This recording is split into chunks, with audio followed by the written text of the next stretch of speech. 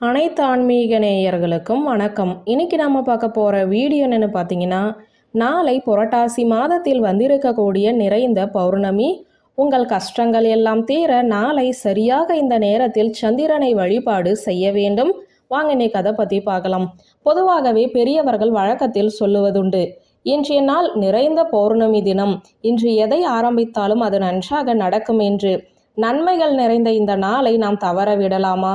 அதுவும் இது புரட்டாசி மாதம், பெருமாளுக்கு உரிய மாதம்.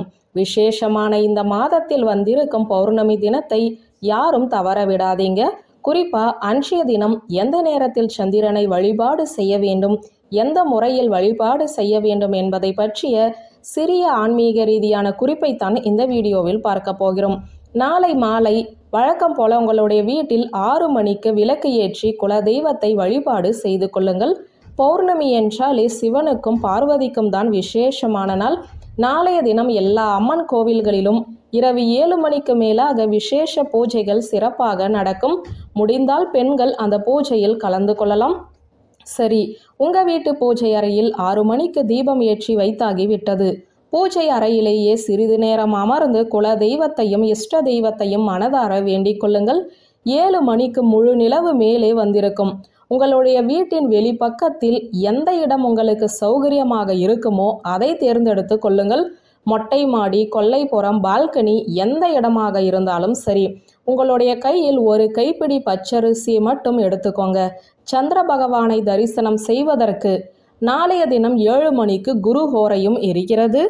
அதனால்தான் இந்த நேரத்திற்கு அவ்வளவு சிறப்பு.